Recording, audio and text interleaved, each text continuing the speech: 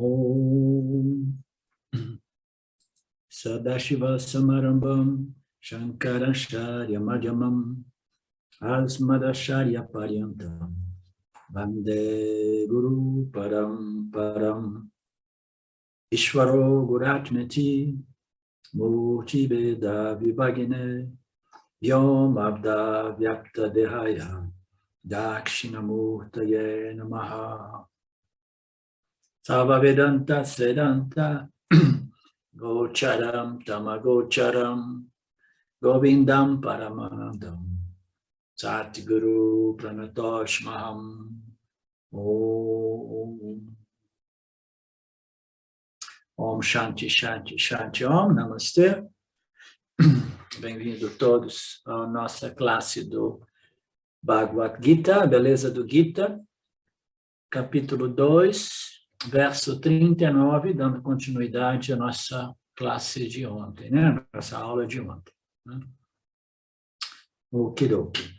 Este conhecimento transmitido até então a você, né? Krishna dizendo a Arjuna, ele trata do aspecto da filosofia, que ele chama de Shankya, filosofia Upanishadica, eu coloquei entre parênteses, porque eu não gosto muito de deixar simplesmente, né, essa conotação, o aspecto filosófico do Vedanta, tá?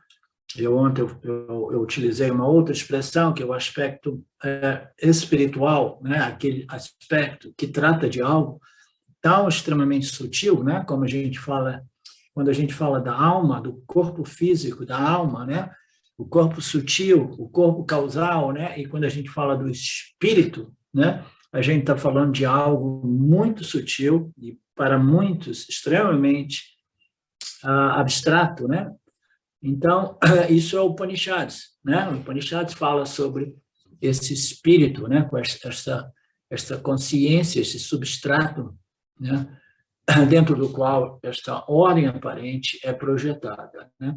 Então, eu não gosto dessa palavra filosofia, mas eu respeito o Swami P. Paramarthananda, e eu estou mantendo essa filosofia ali, né? Incluindo, né? Como se diz, acrescentando algumas, né, colocações a respeito disso, né? Então, trata desta filosofia Upanishadica. Agora, ouça o ensinamento que trata da yoga, né? Então, tem uma passagem no Gita, quando ele diz, Arjuna, eu até então apresentei para você os ensinamentos mais elevados dos Upanishads, e agora eu vou apresentar os ensinamentos do yoga, né? Naturalmente, porque ele percebeu que os conhecimentos, os ensinamentos do Jnana Yoga, né, eles não fizeram de modo que Arjuna, né, agisse de acordo com o seu Swadharma, que era importantíssimo para o bem do todo, né, para o benefício do todo. Ele falou, agora eu te vou ensinar Yoga, Karma Yoga. No Vedanta, quando a gente fala Yoga, não pense que é asanas ou exercício de alongamento, nada disso. Quando a gente fala de yoga, nós quase que invariavelmente nos referimos a karma e karma yoga, ok? Aqui e ali nós nos referimos a upasana yoga, que é uma meditação centrada num aspecto ou numa das qualidades de Ishvara, ok? E mais, no nível mais avançado, numa das naturezas, ou uma dos aspectos daquilo que é Brahman, que é a essência de Ishvara, né? E a essência do Jiva, né? Aquilo que é o denominador comum que permite a nós, né, realizar a identidade, né?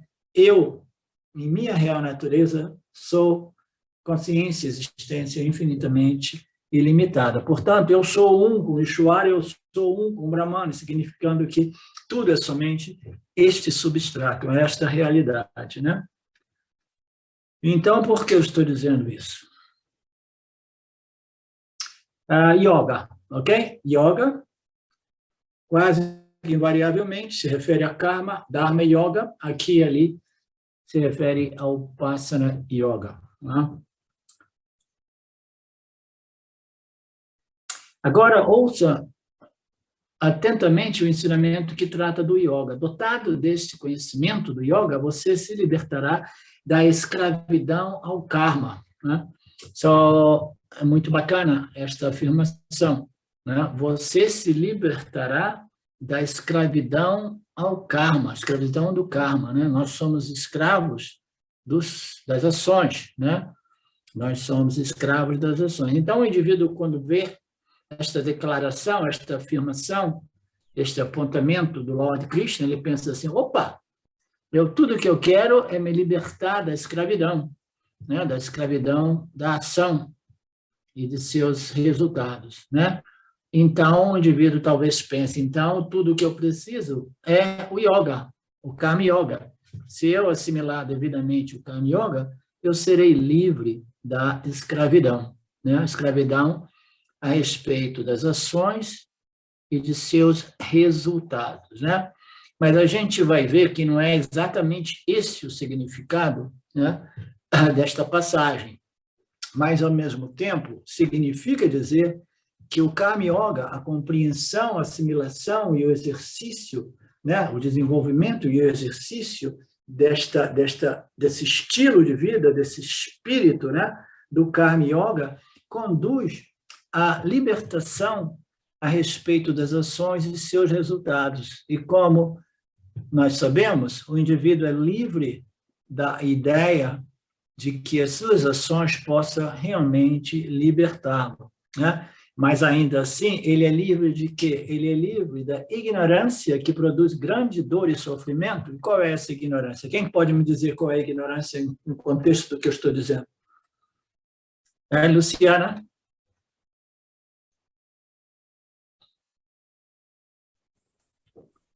Bom dia, professor. Bom dia. Livre da ignorância, como o senhor mencionou, né, de que ações podem nos conduzir a SPF, como a gente mencionou, de estar vinculado aos objetos, todos eles, e ao resultado das ações. Sim. Exatamente. Então, a escravidão da ação, ela se torna, a ação se torna realmente escravizante na medida que a gente acredita que algum resultado de ação possa realmente me resolver, me satisfazer completamente, definitivamente, etc., etc. Então, o indivíduo ele cai nesse ciclo vicioso chamado samsara, porque ele entra numa busca, né, que às vezes eu refiro como uma missão impossível. Ele quer obter a felicidade através da ação e as experiências decorrentes dessas ações, o que é impossível, né? Então, o indivíduo compreendendo que esta felicidade, esta segurança, essa paz que ele busca não é possível através de resultados de ações ou de circunstâncias ou situações de vida, né?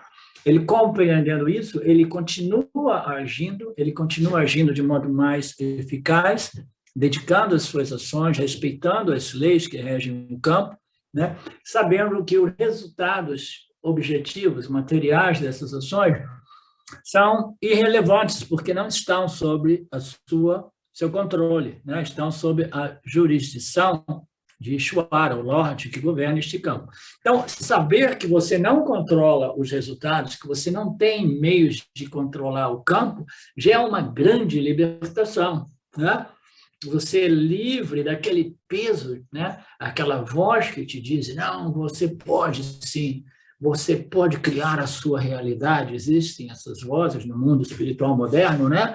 Você pode controlar e criar a sua realidade, né? Você tem esse poder porque você tem o Deus em você, etc.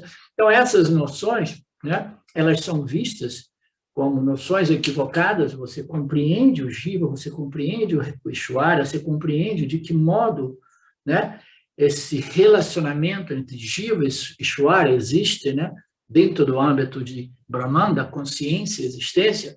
Então, você vai continuando a exercer os seus papéis, mas livre da escravidão. A escravidão é o quê? Esta noção equivocada de que eu posso criar a minha realidade, eu posso criar a vida exatamente do modo que eu quero, né? Então, este é o peso, este é a causa do samsara, E esta libertação, se livrar dessa ignorância a respeito de Ishvara, do Jiva e das leis que regem, né, o comportamento do Jiva, as ações e seus resultados, compreender isso, liberta o Jiva em grande extensão, em grande grau, né, um grau de libertação grande, né, ocorre dentro da mente do Jiva. Ele está livre completamente? Não, ele só está livre na medida que ele compreende que ações jamais poderão causar este resultado final. Então, a libertação propriamente dita, né, ela vai além da compreensão do papel, né, e das possibilidades e da responsabilidade do exercício do livre-arbítrio do ponto de vista do Jiva, porque a gente tem um certo grau de responsabilidade, né, mas saber os limites, né, das nossas possibilidades e compreender que eu não tenho controle sobre o meu destino é instrumental, é fundamental para quê? Para eu me libertar dessa frustração decorrente de uma fantasia que me compele a uma missão que é impossível de ser realizada, né? Então, é este nível de libertação que o verso se refere. Vocês compreendem a diferença? E a outra libertação é a libertação decorrente de quê? Eu abandonei as ações e as experiências como meio de me completar definitivamente, mas abandonar isso me torna um karma yoga, mas eu não quero permanecer eternamente como um karma yogi, né? A primeira etapa é abandonar, me libertar dessa ignorância a respeito de ações e seus resultados, integrando Ishvara na minha equação de vida, de tal modo que eu compreenda, né, esta equação devidamente, eu compreenda, né, as leis, né, que regem esse campo, e deste modo eu vou me preparando e vou me libertando desta ansiedade, desta frustração. Este é o primeiro passo, é o primeiro estágio, é a primeira estação, né? Nós estamos numa jornada, existe uma estação, um estágio intermediário, que é me libertar dessa ignorância primária, né? Aí depois, sabendo que nenhuma ação irá resolver este problema, eu preciso de entrar em contato com os Upanishads e aí compreender claramente que somente uma determinada compreensão me libertará completamente da ação e seus resultados também, entendeu? O Karma Yoga, ele liberta o indivíduo de grande dor. Em algumas passagens dos nossos textos diz que o Karma Yoga, bem aplicado, bem vivido, né? Ele é quase tão libertador quanto o Jnana Yoga, né? Mas ainda assim, o indivíduo ele não é completamente livre porque ele compreendeu muito bem o seu relacionamento com o Criador, esse relacionamento entre a criatura e o Criador e as leis da criação, mas ainda assim ele não compreendeu a realidade absoluta, né? A natureza real de tanto o Criador como a criação e o criatura. Tudo é somente Brahmana, consciência, e eu sou essa consciência. Então, esse é o único conhecimento que liberta realmente e definitivamente o Jiva, né, do samsara. Aqui o Swami Paramarthananda diz que este verso é um verso transitório. Krishna está mudando do tópico para o outro, né? Antes, Krishna falava sobre Jnana Yoga. Um outro parênteses aqui falava sobre Jnana Yoga. Atma, Anatma, Viveka é mais apropriado. Jnana Yoga, Atma, Anatma. A discriminação entre o ser e o ser aparente, entre a consciência e a mente, o intelecto, né? Entre a matéria e o espírito, né? Então, este é o Jnana Yoga dos Upanishads. Mas como nós falamos, como eu às vezes gosto de citar, o Vedanta é o caminho do conhecimento, da compreensão, né? Então, o Karma Yoga também é uma yoga de compreensão, conhecimento. Você vai assimilando isso através de quê? Da análise, né? A análise sob a luz desses ensinamentos, você vai compreendendo melhor, né? Nitya, o Criador, a criação, né? A criatura, e o modo qual nós devemos interagir de modo a desenvolver uma mente qualificada para os Upanishads. Então, o Karma Yoga também é knowledge yoga, ou yoga de conhecimento. Eu estou fazendo esse parênteses porque também o Karma Yoga é uma yoga de conhecimento. Vocês entendem isso? É uma yoga que começa com o conhecimento, a gente poderia dizer que é o aspecto teórico do Karma Yoga, a compreensão, né? E o aspecto prático, que nada mais é do que o desenvolvimento desta visão ou desse espírito que me permite viver segundo esta compreensão do Karma, Dharma e Yoga, né? Como se tivessem dois aspectos a respeito deste estudo e internalização, assimilação do Karma Yoga. Então, eu queria só abrir esse parênteses para dizer que Karma Yoga também é Jnana Yoga, mas é uma Jnana Yoga não a respeito da minha natureza em Brahman, mas a natureza de Mitya, né? A natureza de Jiva, Jiva, Ishvara e o mundo, né? E o modo qual esse Jiva precisa interagir e se comportar para desenvolver as qualificações necessárias para entrar com sucesso no Jnana Yoga. Vocês compreendem? É claro? É transparente? Alguma dúvida? Alguma abstração?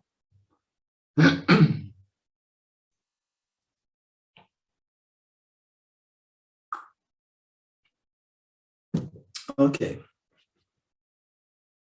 Então, o Atma, Anatma, Viveka, nós vimos entre os versos 12 e 25, a parte introdutória dos Upanishads, dos ensinamentos dos Upanishads. Nós voltaremos nos ensinamentos dos Upanishads em diversas outras passagens do Gita, né?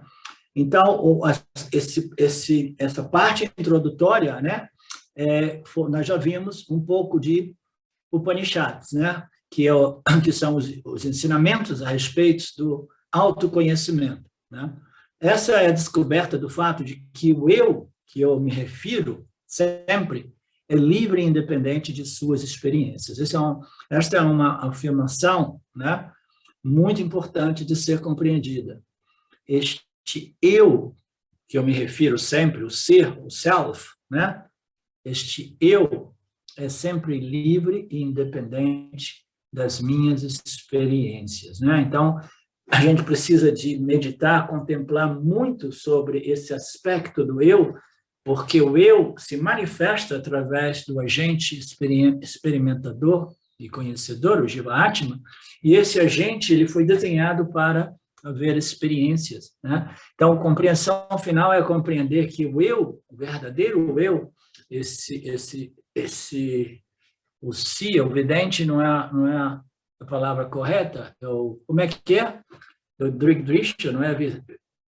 Vidente é? Vedor.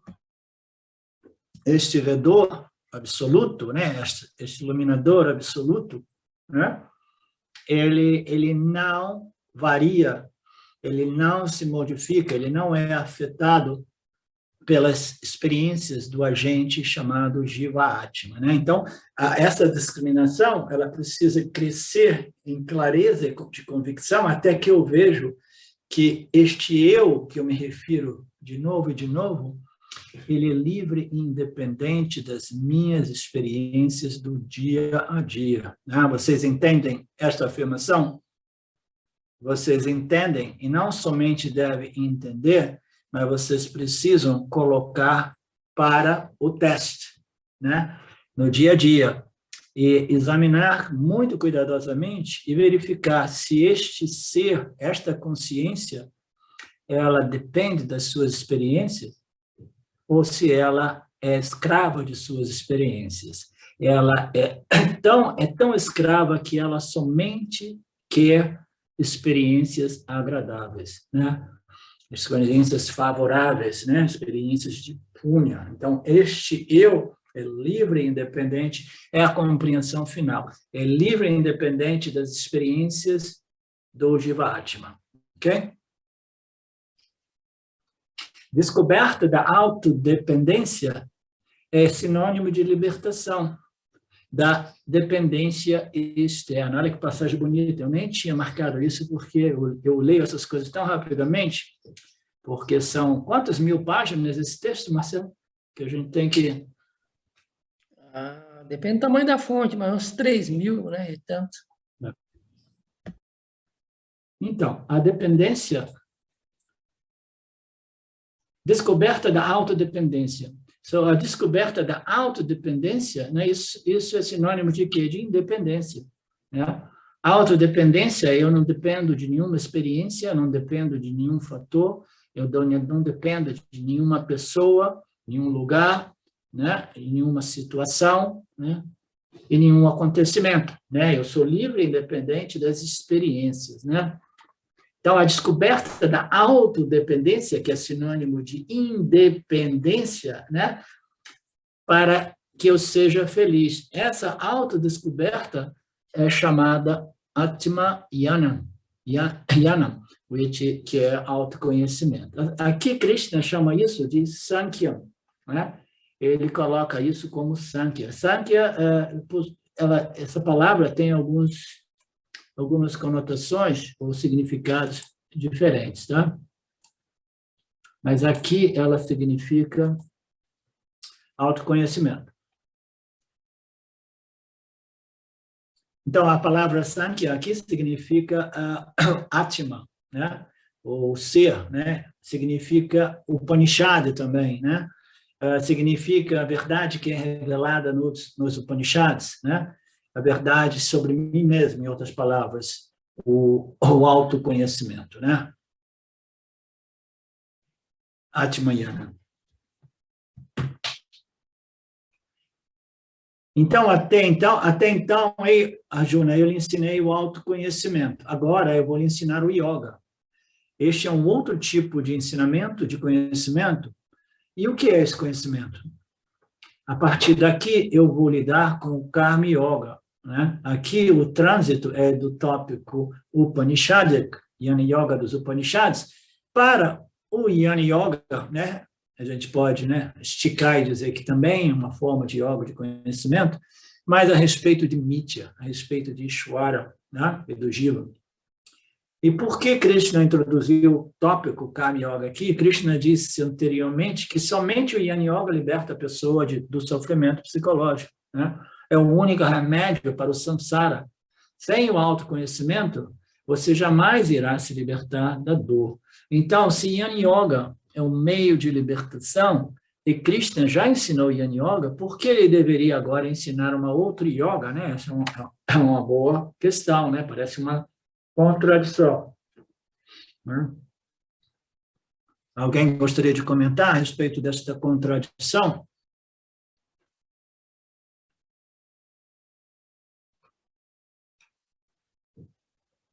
A propósito, aqueles de vocês que estiverem bem penteados e bem maquiados, se estiverem inclinados, abram os seus vídeos, porque é mais divertido para mim poder interagir um pouco com vocês, tá? Se você não quiser que eu faça a pergunta a você, né, te coloque, né, na roda, como a gente diria, você me manda sinal, você faz assim, não, professor, e aí eu respeito numa boa, tá? Professor, sim? Eu creio que seja importante, porque apenas com o ensinamento do Yana Yoga, pelo menos na minha experiência aqui, eu percebo uma certa tendência em parar de agir, uma tendência como a palavra que o professor usou ontem, que a Juna usou, adiar a ação e então não conseguir a tempística correta para agir dharmicamente. Tenho percebido isso em mim. Se eu fico muito presa no ensinamento do Yana Yoga, do que eu já compreendi, pelo menos até agora, sem olhar para o Karma Yoga, tenho essa tendência a esperar demais e talvez demorar para agir, quando é necessário. Sim, muito bem colocado. Então, a experiência sua, né, Celiane, é que com o Yana Yoga eu me torno mais estático, né? Eu me torno mais passivo. Por quê? Porque eu estou assimilando e compreendendo que nenhuma ação fará nada por mim, né? Então, o primeiro movimento é assim, eu abandono o campo das ações e me dedico ao campo da contemplação, né, sobre os ensinamentos finais, né? Então, isso é válido, né? Isso é o que o Vedanta diz, no final das contas, né? Mas, ainda assim, nós temos que observar as nossas situações kármicas, os nossos papéis, os nossos momentos, né? Se nós temos uma situação kármica que requer, né, que eu haja, né, e que toda essa ação seja genuinamente necessária, absolutamente necessária, não que eu seja viciado na ação, mas que eu preciso agir para sustentar a minha família, né, ou, por exemplo, meus pais, né, eu sou um provedor. Então, dependendo das nossas condições kármicas, a gente precisa, né, de administrar o nosso tempo e nossas energias e, né, manter o nosso estudo sobre os Upanishads, mas, paralelamente, desenvolvendo, né, este conhecimento e esta aplicação de conhecimento relativo ao Karma, Dharma e Yoga, né? Então, é importante, foi uma colocação muito legal, agradeço em nome do grupo, tá? Então, não tem jeito, nós que somos pessoas do mundo, né, pais de família, ou mães de família, pessoas de trabalho, de negócio, etc., a gente tem que encontrar um equilíbrio, né, e de qualquer modo. Então, o que é importante é que todas essas ações minhas sejam genuinamente necessárias, né, de modo que elas possam ser moderadas, reguladas, né? De modo que eu não haja sempre de modo compulsivo, né? Por quê? Porque eu quero reduzir a ação de modo que eu possa abrir espaço para mais e mais contemplação. E a contemplação abrange também a contemplação a respeito dos ensinamentos do Karma Yoga, né? De novo, o Karma Yoga a gente pode dividir em duas partes. Uma é a contemplação, o estudo, que a gente poderia dizer a parte teórica, e a outra é a parte de aplicação desses ensinamentos, observação desses ensinamentos, de modo que eu possa viver em harmonia com esses ensinamentos, de modo que eu possa desenvolver um estilo de vida, né, harmonizado com esses ensinamentos, né? Em outras palavras, que eu me torne um Karma Yogi, como Krishna diz a Arjuna nesta passagem aqui, né? Nesses versos que estamos entrando. Legal. Eu não lembro bem qual... o porquê que Krishna, né? Ele apresentou o Jnana Yoga e agora ele apresenta o Karma Yoga, é mais ou menos isso que está dizendo a Celiane, né? E, além disso, o fato de que o Jnana Yoga é muito fácil, muito simples, quando a mente, o intelecto do indivíduo está muito bem preparado, refinado, purificado, qualificado, né? Então, é extremamente simples e fácil. Mas, para um intelecto ainda mais rajásico, mais tamásico, mais denso, né? Ele não é eficaz, o Jnana Yoga, tá? Ele é eficaz, sim, em promover purificação, refinamento, melhoramento. O Jnana Yoga dos Upanishads é sempre um grande purificador, mas ele não irá produzir o autoconhecimento, né, a menos que essas qualificações estejam em place, né, estejam estabelecidas, né, no intelecto. Então, o Karma Yoga, né, ele entra para suprir esses ensinamentos de preparação, né, de purificação. Então, após ele ter apresentado o Jnana Yoga dos Upanishads, ele diz, agora eu vou te ensinar Karma Yoga, e não é por acaso, não existe uma contradição, somente o Jnana Yoga liberta, mas a libertação, né, do Jnana Yoga é impossível sem a preparação suprida pelo Karma Yoga, né? Então, essa assimilação final do Jnana Yoga, ela se torna impossível sem a preparação do Karma Yoga. Por outro lado, o Karma Yoga, e mais Karma Yoga, ação e seus resultados, Punya Papa, ação e seus resultados. Karma Yoga, por si, jamais produzirá a libertação. Por quê? O Karma Yoga, por si, é incompleto, né? E o Jnana Yoga, sem o Karma Yoga, é impossível, praticamente, tá?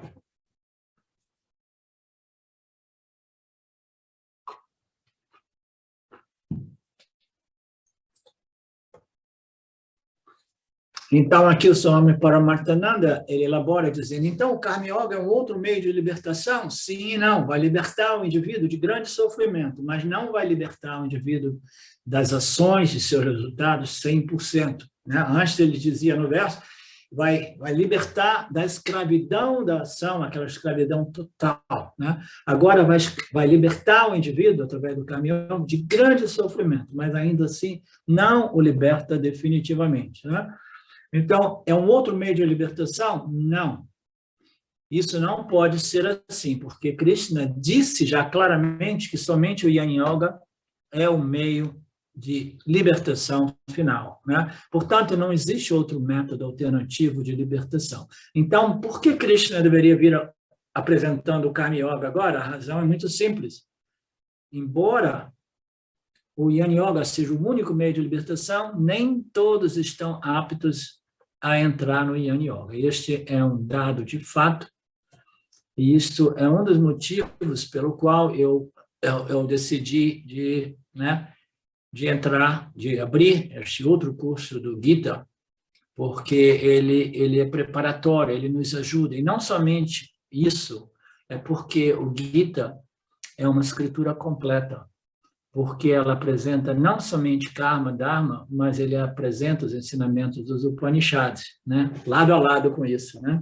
E até mesmo joga ali no capítulo 7 alguns ensinamentos a respeito de Upasana Yoga, meditação, né? Sobre uma das características, ou alguma das características do Senhor Ishvara.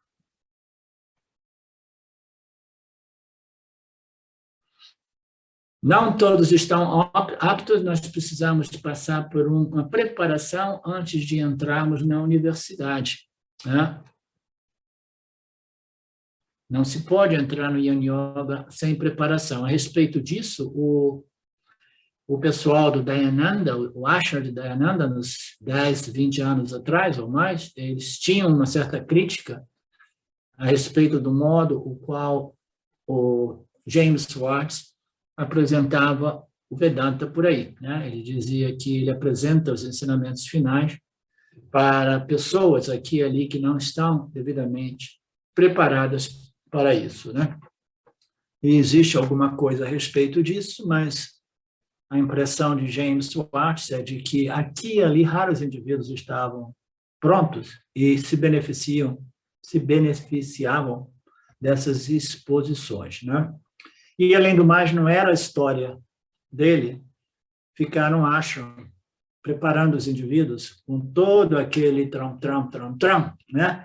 Porque, a propósito disso, tem uma pessoa que está interessada de ir para a Índia, eu passei diversas informações para essa pessoa, ela quer ir estudar o Vedanta num dos ashrams lá, de repente, né? Talvez, possivelmente, e ela ficou muito feliz de saber que ali existe diariamente 1 hora de Vedanta, né? 1 hora só. E o resto do dia, começando às 5 da manhã, são práticas e práticas e práticas e práticas, de todo tipo de práticas. Asanas, meditação, né? Bhajans, né? Pujas, diversas atividades o dia inteiro e somente 1 hora por dia. Então, por quê? Você vai melhorando a mente do indivíduo e, gradualmente, né? Quando você faz aqueles programas tipo de 3 anos, né, um campo de 3 anos, né, do Dayananda, e começa com os ensinamentos elementares, muito mais superficiais do que nós abordamos por aqui, né, e gradualmente apresenta ensinamentos mais profundos. Né. Então, é um processo gradual no qual o indivíduo tem um pouco de tudo, né, porque a mente precisa ser, né, preparada, né, para ir recebendo esses ensinamentos a níveis mais profundos.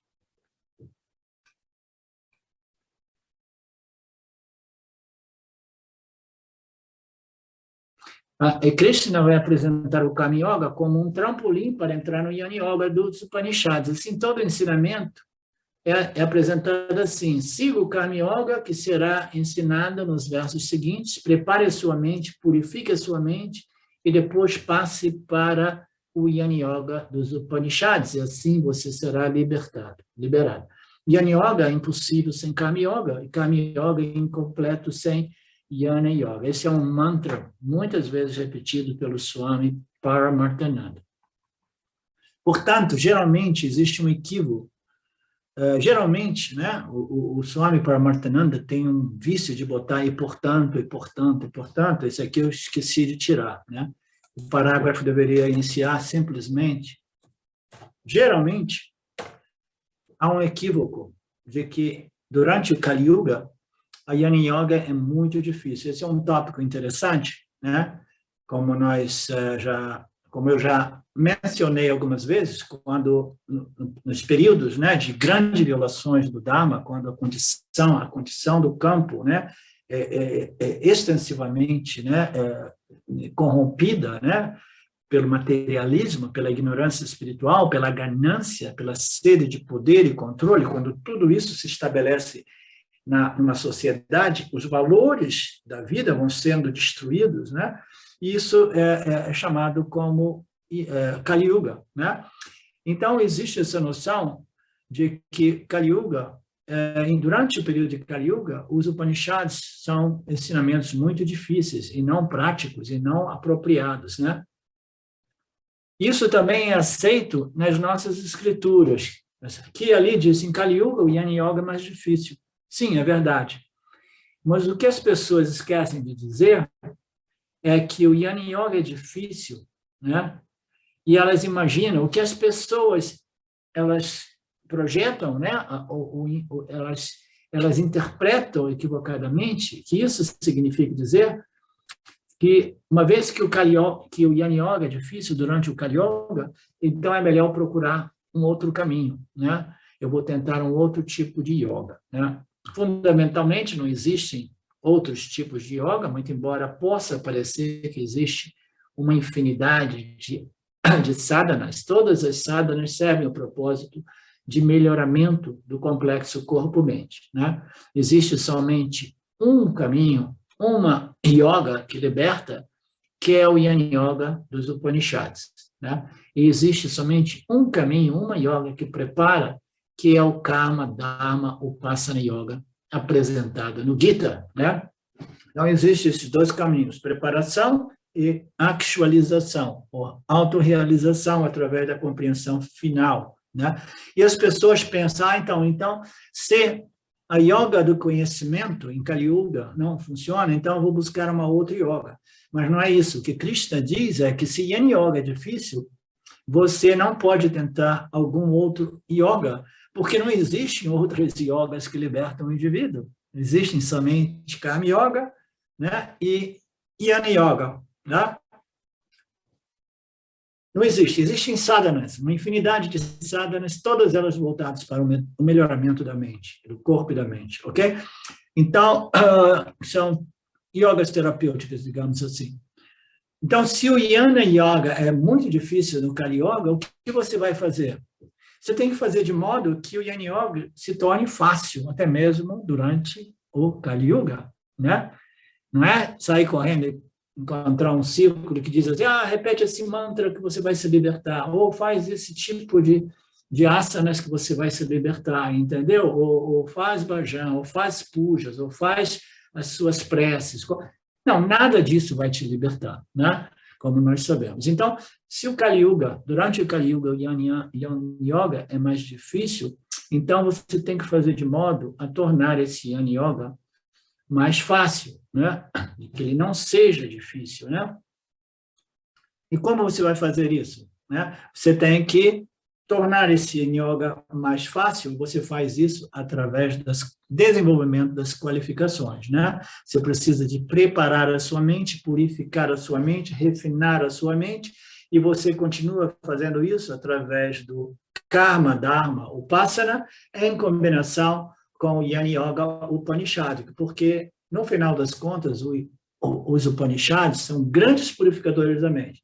As pessoas esperam a iluminação, a realização com o Yana Yoga do Vedanta, sem saber que o Yana Yoga produz a iluminação, a realização, se o indivíduo estiver bem qualificado. Ela não produz a autorrealização final se as qualificações não estiverem estabelecidas, mas ainda assim ajuda muitíssimo no desenvolvimento dessas qualificações. E por quê? O Yana Yoga, ele vai purificar a mente, embora ele não necessariamente produza o autorreconhecimento final, ele vai purificar a mente, porque ele vai fazendo, através das análises lógicas sobre a luz dos Upanishads, vai apresentando as nossas experiências não devidamente examinadas, e nós vamos analisar a causa raiz de nossas perturbações mentais, emocionais, que me impedem de desenvolver as qualificações necessárias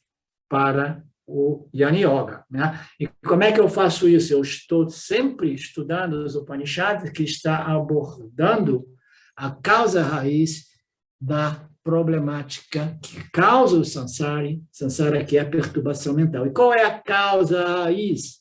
Causa raiz é uma identificação equivocada do eu com o complexo corpo-mente. Eu sou o corpo e a mente. Esta é a causa esta é a causa raiz desta doença, né? Que só pode ser resolvida, né, através do autoconhecimento, e na medida que nós, através dos ensinamentos do Upanishads, a gente fica desafiando essa crença equivocada de novo, apresentando a lógica, gradualmente a gente vai desenvolvendo, né, uma pureza mental, porque essa ignorância ela está sendo atacada, entendeu? Em sua raiz, o que é diferente de atacar os sintomas dessa doença, ok? Alguma questão, alguma dúvida a respeito disso?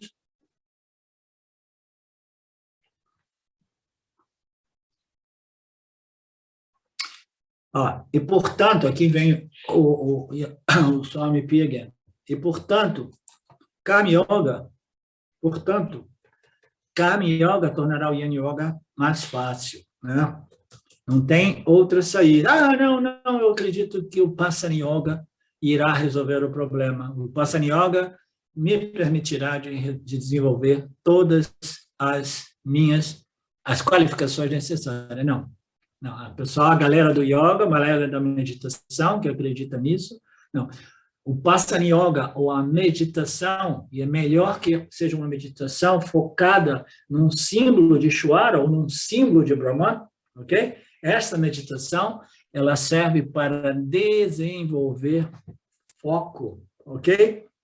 Ela vai desenvolver foco e vai desenvolver a capacidade de permanecer focado por longos períodos de tempo, ok? Ela vai focar a mente num ponto. E por que isso? Porque quando nós entramos nos Upanishads, nós precisamos desse foco prolongado. Senão a mente quebra a linha de análise, né? A linha de raciocínio, né? Ela vai quebrando de novo, porque entram esses novos pensamentos, esses novos objetos, que vão fragmentando os seus esforços de compreensão a respeito de sua real natureza.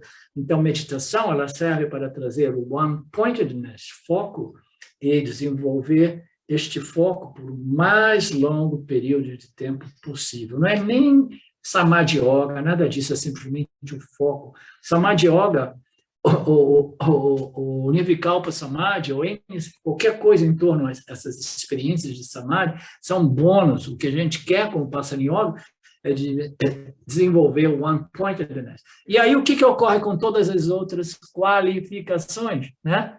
Elas são possíveis somente através da compreensão, né, a respeito do Jiva, Ishvara, as ações dos jivas e seus resultados dentro do contexto das leis que regem esse campo. Somente esta ciência vai permitir o indivíduo a desenvolver as outras qualificações. Nós temos uma lista de qualificação grande, né?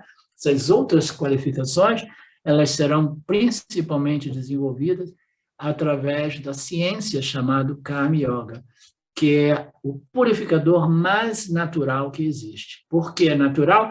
Você não precisa fugir do exercício dos seus papéis sociais, você pode manter a sua vida assim como ela é e gradualmente transformar os seus papéis, as suas interações, as suas ações numa prática ou numa aplicação constante dos ensinamentos do Karma Yoga. Tá? Vocês entendem? Todo mundo entendendo? Kleber, você está entendendo tudo?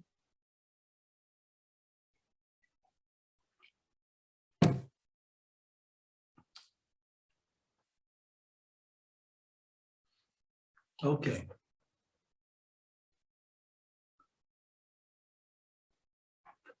Ok, chega desse assunto. Isso aqui tem uma passagem legal. Yana Yoga não é fácil, nem difícil. Tudo depende do tipo de mente que você tem, né? Como a gente viu, se você tiver uma mente muito bem desenvolvida, Yana Yoga será fácil. Se você tiver uma mente muito rudimentar, densa, né? Rajasica, Tamasica, o Yana Yoga será não somente difícil, mas impossível. Tudo depende do tipo de mente que você tem. O tipo de qualificações mentais, emocionais e intelectuais você desenvolveu.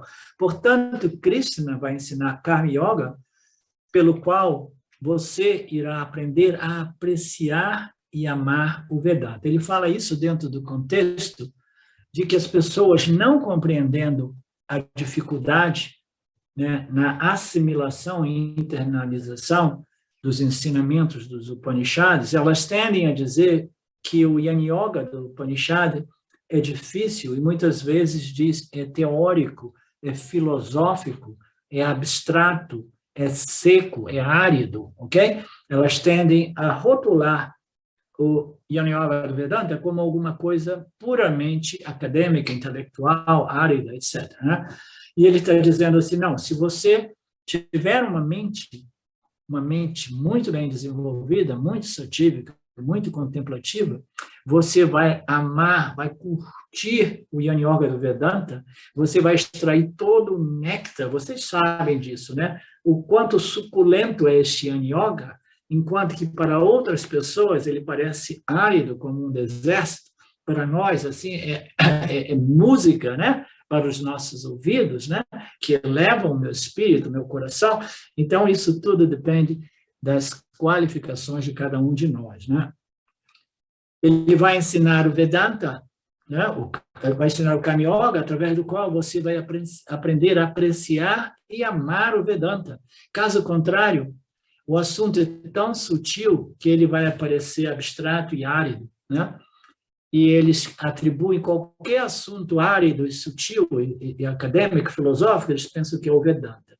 Vedanta acabou se tornando um exemplo de qualquer tema seco, né? E ele não entra, ele não contextualiza, mas ele diz assim, veja a situação que a gente entrou, né? As pessoas possuem mentes tão rajásicas e tamásicas que elas não são equipadas mais para extrair, curtir, apreciar e amar o néctar dos Upanishads, né? São raros os indivíduos que conseguem apreciar o néctar dos Upanishads.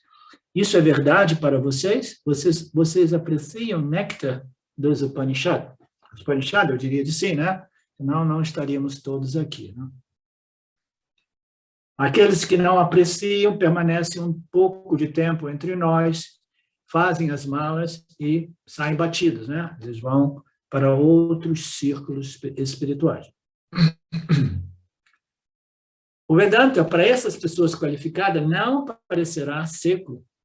Você achará o ensinamento mais relevante, o mais relevante deste mundo, repleto de um néctar extasiante. Eu editei essa passagem. Eu vou aproveitar para abrir um outro parênteses aqui. Esse aqui é um texto de mais de 3.000 páginas, e eu gostaria de ter o tempo de editar nos mínimos detalhes esse texto, né? Eu tento condensá-lo, porque as repetições excessivas eu vou cortando e eu vou lendo rápido, vou dando uma editadinha mínima, mas eu não consigo corrigir, né, e facilitar, colocar de modo mais compreensível, né? Eu não consigo fazer isso porque eu tenho muitas outras atividades, né? Essa minha chácara aqui, ela é uma fonte de trabalho para mim, que eu estou descobrindo sempre mais, mas a coisa positiva é que eu estou amando, né, ser roceiro, né? Isso é uma coisa bacana, mas eu tenho que dividir as minhas energias porque eu amo compartilhar os ensinamentos do Vedanta também, né? Então, eu faço aulas com vocês 2 vezes por semana, eu faço aula em inglês 2 vezes por semana, e eu faço roceiro, mais isso, mais aquilo, né? Então, é mais ou menos. Eu peço desculpa, mas o texto permanece sempre um pouco assim, mas eu confio né, a capacidade de vocês de corrigir de modo a evitar interpretações equivocadas.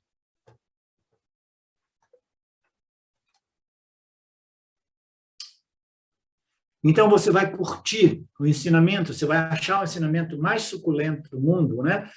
Você vai fazer isso, né? Vai extrair esse néctar, né? Você vai ficar apaixonado, né? Obcecado por esses ensinamentos, porque eles revelam o aspecto mais suculento da sua existência, né? Que é a sua plenitude como Satchitananda, né? Então, quando ressona para o indivíduo imediatamente ele percebe, sente a fragrância suculenta, né? Este néctar da sua natureza absoluta.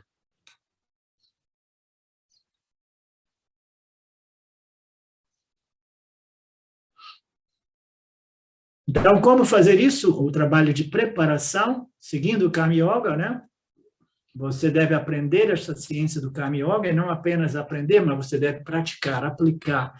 Então, o que acontecerá? Você destruirá facilmente todos os grilhões que te escravizam, né? Que te amarram no samsara, né? Que se amarram no karma e suas ações. Porque até então eu dependia de ações para colher os seus resultados. Ações boas produzem resultados agradáveis, ações equivocadas produzem resultados desagradáveis, né? Então, a minha vida era toda ela guiada por ações e seus resultados, né? Então, agora, com a compreensão do Karma Yoga, eu vou transcender a dependência de ações e seus resultados. Eu simplesmente vou harmonizar as minhas ações sem nenhuma preocupação a respeito dos resultados objetivos, né, práticos, mundanos, né, decorrentes dessas ações. Eu deixo tudo isso por conta do Lorde. A libertação significa desfrutar de uma mente satívica, uma mente pura, clara, maravilhosa, uma mente que não tem problema de todos esses problemas sansáricos comuns, como medo, ansiedade, frustração, depressão, irritação. Essa mente maravilhosa, essa mente pura, ela não sofre dessas emoções desagradáveis. E assim o moksha será alcançado.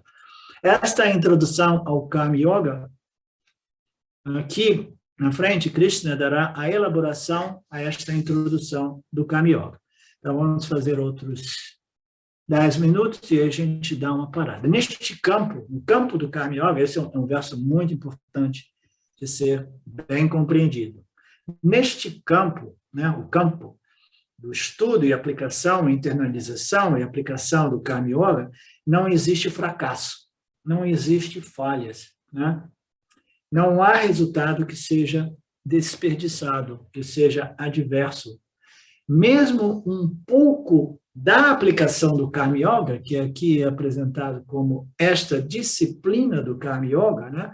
Então, tudo isso depende de uma certa qualificação que se chama disciplina, né? A disciplina do estudo sistemático, né? E dedicado de todos esses ensinamentos do Vedanta, seja o Karma, Dharma, Upasana e o Jnana Yoga Upanishad. Então, mesmo um pouco desta disciplina do Karma Yoga irá proteger a pessoa de grande medo e sofrimento psicológico, né? O samsara é um sofrimento, uma dor psicológica experimentado por todos os seres vivos, né? Aqueles seres vivos que ainda são dependentes das ações e seus resultados, que invariavelmente são as experiências, né? As experiências decorrentes das minhas ações. Aqui ele diz que não existe nenhum efeito negativo, não existe nenhuma falha, nenhum fracasso, né? Então, Krishna está glorificando o Karma Yoga, antes ele glorificou o Jnana Yoga, e aí o Arjuna não estava preparado, ele não conseguiu aceitar, né, o Jnana Yoga como uma justificativa para ele entrar naquela guerra, conduzir o seu exército, né? E aí o Krishna diz, agora eu vou te ajudar de outro modo. E ele começa glorificando o Karma Yoga de modo elevado, né? A um tal ponto que no verso né? Mas a seguinte, o Krishna, Arjuna vai dizer assim, pô, qual é a sua, Krishna? Você primeiro glorificou o Yani Yoga e agora você está glorificando o Karma Yoga. O que devo fazer? De uma vez por todas, mais de uma vez ele fala isso, ele diz isso para o Lord Krishna. Me diga de uma vez por todas, qual é a yoga melhor? Né? Qual yoga eu devo seguir? Né? E vai ter uma passagem que o Krishna vai dizer, não, o Karma Yoga é superior. Portanto, seja um Karma Yogi, Arjuna. Naturalmente, ele disse aquilo, né, levando em conta a situação e a posição do Arjuna, né, dentro do contexto de uma guerra pela preservação do Dharma.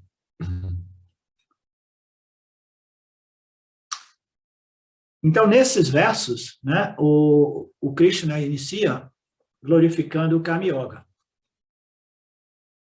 Ele não definiu ainda, eu já introduzi um pouco algumas definições do Karma Yoga, ele não entrou ainda nos detalhes, né, do que seja realmente o Karma Yoga, mas ele já o está glorificando. Mas o que é exatamente Karma Yoga? A gente vai ver em detalhes mais tarde, mas uma pequena introdução, um pequeno resumo. Karma Yoga é um estilo de vida, um modo de vida no qual nós crescemos internamente, nós damos importância ao crescimento interno e nós damos menos importância ao crescimento externo. Tá? Então, quando nós fazemos as nossas ações dentro, né, desta visão, dentro desse espírito do Karma Yoga, a gente tem um objetivo primário. E esse objetivo primário não é o ganho mundano, não é o ganho material, porque todos nós não fazemos ações a menos que nós queiramos um ganho, um resultado positivo, né, após essas ações. Então, quase todas as nossas ações, como Karma Yoga, elas visam um ganho mundano, né? Eu vou trabalhar porque eu quero o meu salário intacto no fim do mês, né? Eu não quero perder o meu emprego.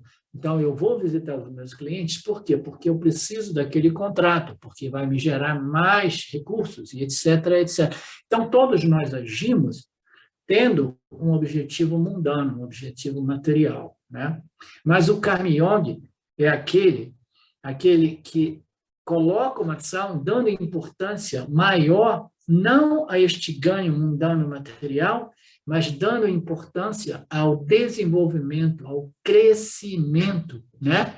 Que é a minha qualidade, a minha purificação, a minha paz de espírito, né? A minha capacidade de clareza mental e emocional, o meu equilíbrio e força mental e emocional é o meu objetivo primário. O ganho mundano material é um objetivo secundário, né? Então, por que o Karma Yoga é uma ciência que purifica o complexo corpo-mente de modo mais natural possível? Porque você não deve mudar o seu estilo de vida, mas ainda assim você tem que mudar a sua atitude, né? De tal modo que o seu objetivo principal seja a purificação do seu complexo corpo-mente. Este é o objetivo primário. E secundário é o quê? É um ganho material, mundano, que também é parte, né, da experiência humana. Né? Meu fortalecimento interno, meu equilíbrio, né? A minha purificação mental, cognitiva, emocional, é o meu primeiro, é o mais importante para mim. O ganho material passa a ser em segundo plano. E os samsaris, eles só veem o ganho mundano material, eles não compreendem que existe um ganho interno, um ganho, né, emocional, mental, né, de força, de equilíbrio, de clareza, né, que não depende do ganho físico mundano material. Tá? Não depende. Se nós aplicarmos, se nós internalizarmos esses conhecimentos, a gente vai fazendo as coisas sem ter expectativa a respeito dos ganhos físicos materiais, de tal modo que se eles vierem, ótimo, se eles não vierem, ótimo, porque eu estou colhendo já aquele resultado que é sempre presente, jamais, como é que diz aqui? Jamais existe uma falha, não existe uma ação colocada no campo com esta atitude, com esse espírito, que não produz o resultado positivo. Não existe resultado adverso, porque qualquer que seja o resultado, sucesso ou fracasso, o resultado que eu estou havendo é o quê? Mais e mais aprendizagem, mais e mais crescimento, purificação, porque eu estou usando essa oportunidade para aplicar esse conhecimento de tal modo que a minha estabilidade, o meu fortalecimento, o meu equilíbrio se torne sempre mais presente, né? Esta é a glória do Karma Yoga e é por isso que o Lord Krishna o exalta neste momento. Ok. Então, não existe fracasso, não existe falhas. Qualquer ação com esse espírito, ela frutifica. Frutifica como o quê? Frutifica como ganho desta força, desse equilíbrio, desta sabedoria, né? que são os frutos desse conhecimento espiritual a respeito de Mithya, né?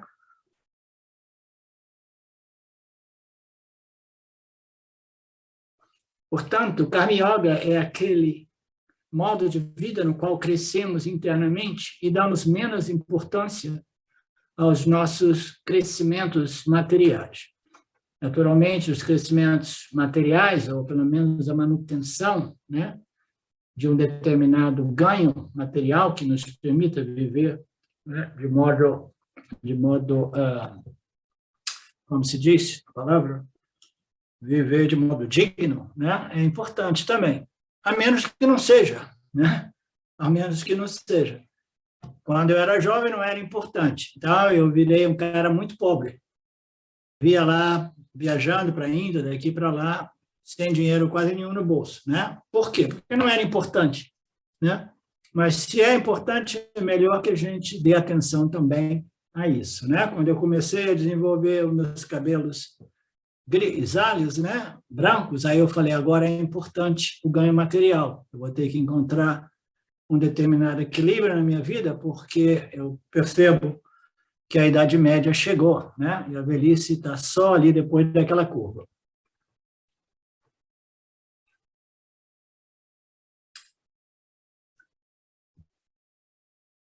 Então, qual é a filosofia básica do Gita?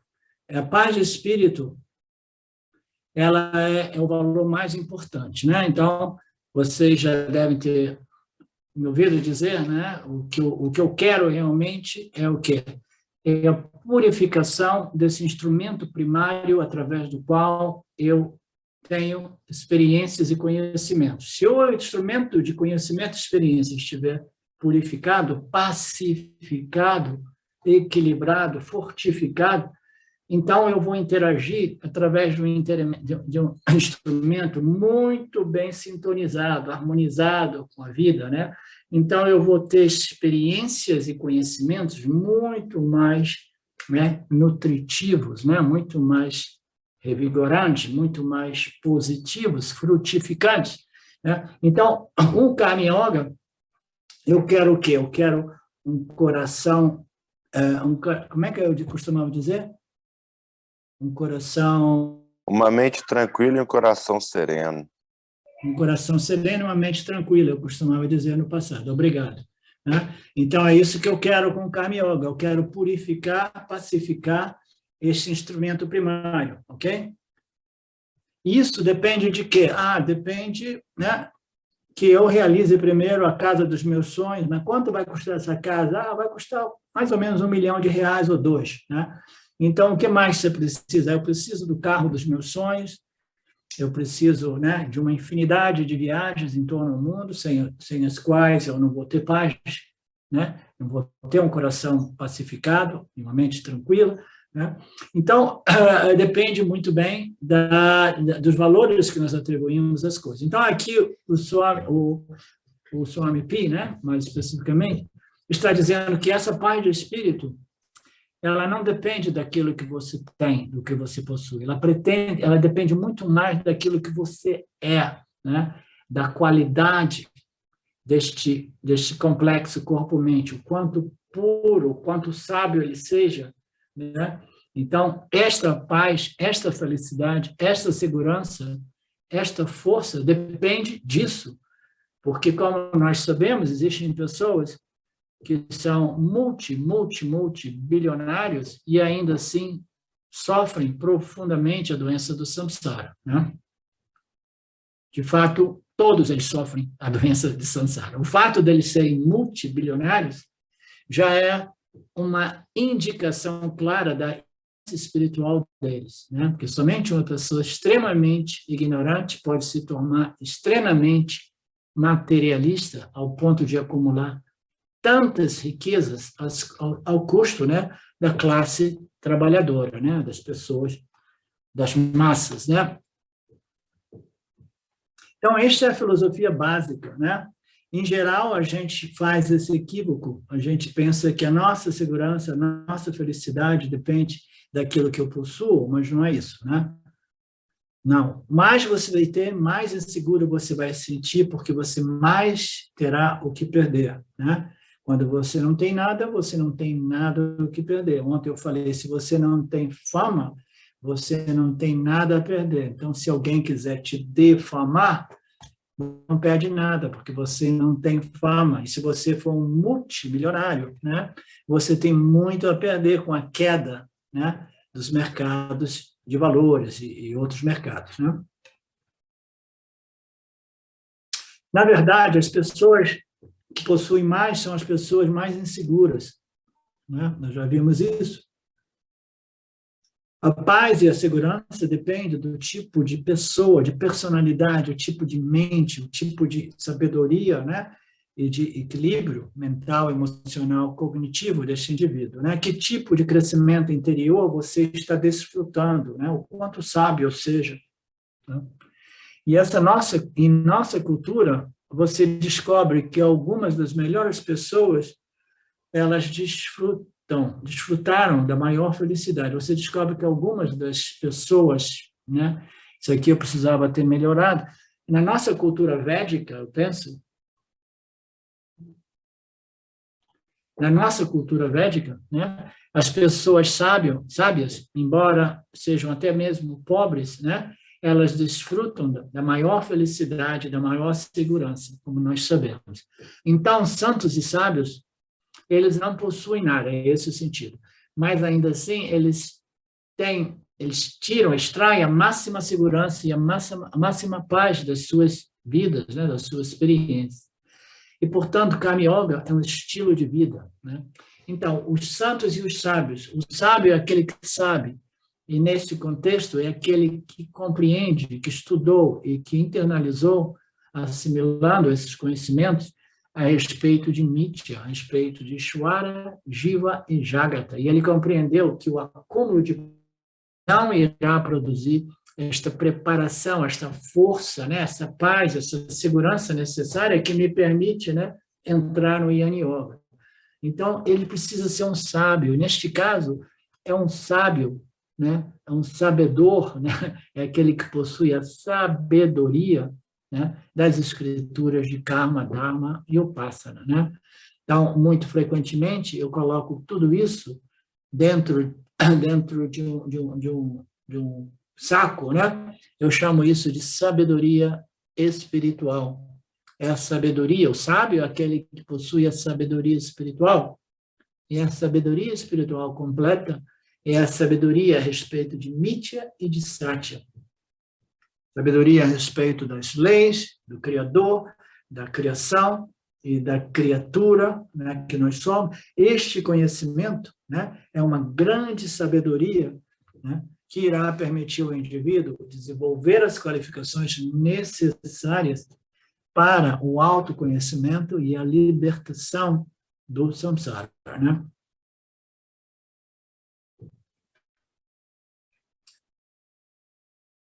Os sábios são esses, né? E, portanto, Karma Yoga é um estilo de vida que nos concentramos no crescimento interior, né? E as realizações, os crescimentos externos são subservientes ao crescimento interior. Por quê? Se eu obtenho crescimento material, desenvolvimento material, mas interiormente eu sou uma pessoa infantil, imatura, né? Desequilibrada, sem nenhuma força, né, mental, emocional, né, Então, como é que vai ser minha vida? Né? Minha vida vai ser um mar de dores, né? Não um mar de rosas. Apesar de todo como é que se diz? O amparo material que eu tenha. Né? Eu vou ser um sofredor das minhas experiências, apesar de ter acesso aos prazeres sensoriais do mundo. Né?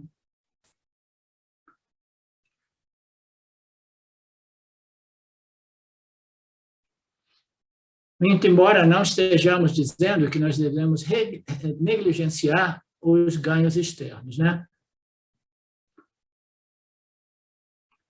O Karma Yoga é aquele que está concentrado no conhecimento interior e, se for necessário uma escolha entre o crescimento interior e o crescimento externo, não tem nenhuma dúvida, ele não vai vender a sua alma para obter e consolidar o seu ganho material. Ele vai dizer, não, eu renuncio ao ganho material que eu quero, entendeu? Manter a pureza da minha alma intacta, né? A gente vê isso no mundo de hoje, as pessoas se corrompem por pouco, né? Basta que isso represente um pouco de ganho de segurança, né? Material, e as pessoas destroem realmente essa paz, né? Essa serenidade do complexo corpo-mente.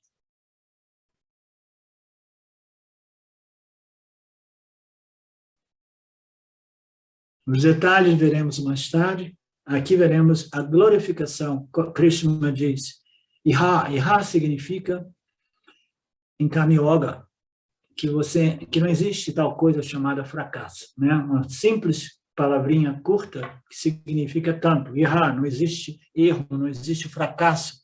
Né?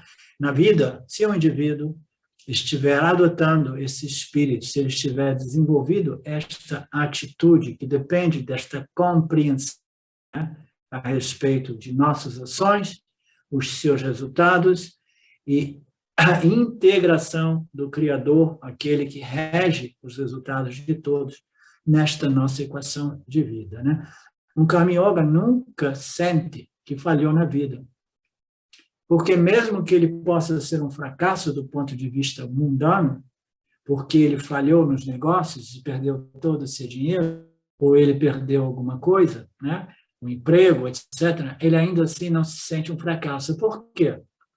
Porque ele aprendeu algumas lições importantes, se ele tiver o espírito, né? O estilo de vida de um Karma Yogi. Né? Então, todo ganho é sujeito ao fracasso, todo ganho é sujeito a todo sucesso é sujeito ao fracasso, todo ganho é sujeito à perda. A vida é um processo de perda-ganho, né? Então, um indivíduo que é sábio, ele tem a sabedoria do Karma Yoga, do Dharma Yoga, ele recebe o fracasso sem se sentir um fracasso. Por quê? Ele ganhou lições novas, aprendizagem novas, testes novos, que constataram a sua força, o seu equilíbrio mental e emocional após anos de estudo e aplicação dos ensinamentos do Karma Yoga. Né? O mundo inteiro pode dizer que ele é um fracasso, né? Mas ele, com si mesmo, ele se considera uma pessoa de sucesso. Por quê? Esta perda, esse fracasso consolidou ainda mais o meu desenvolvimento interior. A minha força, meu equilíbrio interior só pode ser testado em momentos de adversidade. Portanto, o Karma Yoga não conhece o fracasso. Vocês compreendem mais e mais o ponto, o espírito da coisa, né?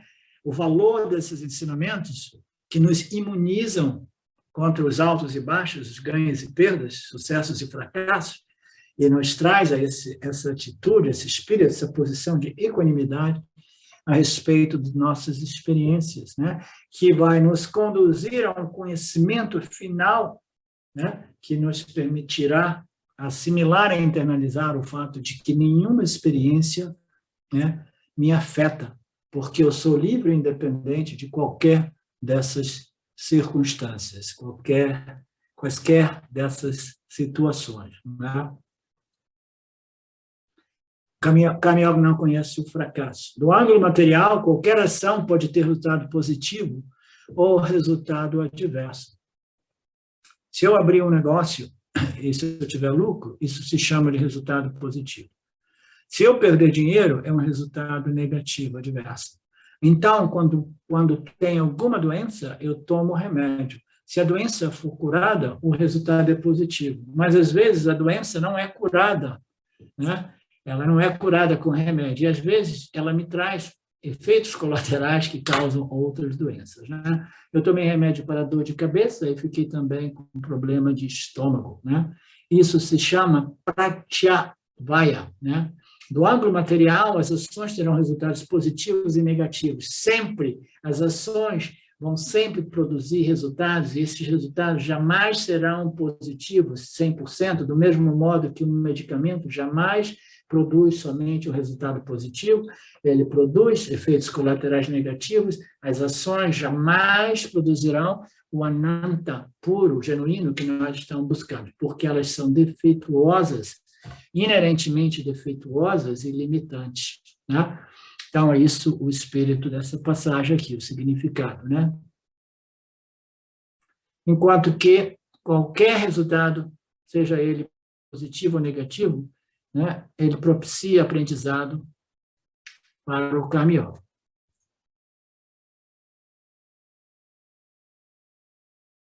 Aí o Swami Pi faz uma piadinha aqui no final, ele diz, eu conheço uma pessoa que aprendeu música por 7 anos, e depois de 7 anos, ela reconheceu que não, a música não é para mim, né? Então, o cara vai dizer assim, nossa, que fracasso, 7 anos estudando música para reconhecer que a música não é para você, né? Aí o Swami Pi diz assim, não, isso não é um fracasso, ele aprendeu uma lição aqui, depois de 7 anos, né? Foi um aprendizado lento, né? Mas depois de 7 anos, ele finalmente ele se deu conta que a música não era para ele, né?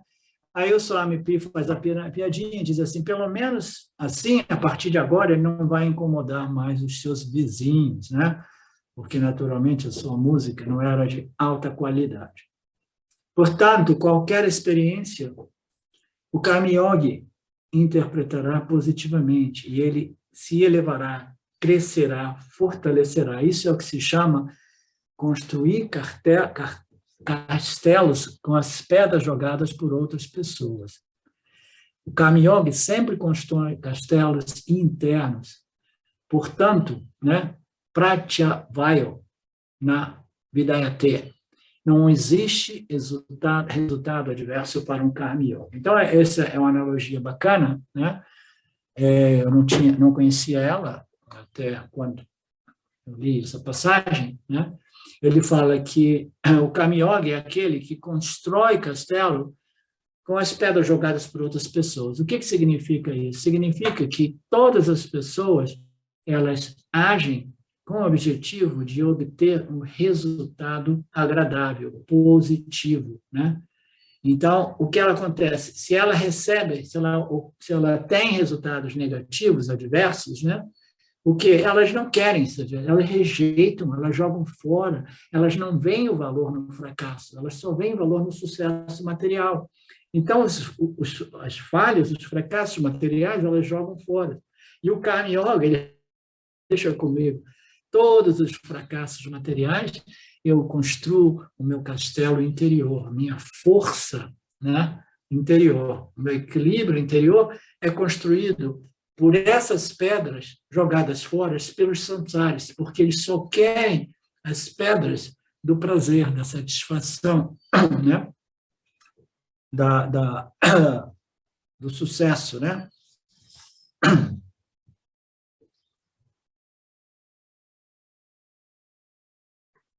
Alguma coisa aí de vocês? Está todo mundo tão mudo hoje. Essa parte aí para mim foi muito interessante, essa parte do Karma Yoga olhar a ação que ele vai realizar não com um ganho material, mas como um ganho mental, emocional que a ação pode proporcionar em termos de trazer sátiva, né? Tranquilidade para a mente. E aí muda toda a sua... Realmente aí muda, se você pensar dessa forma, muda a sua atitude com relação à ação, né? É uma coisa muito preciosa essa passagem.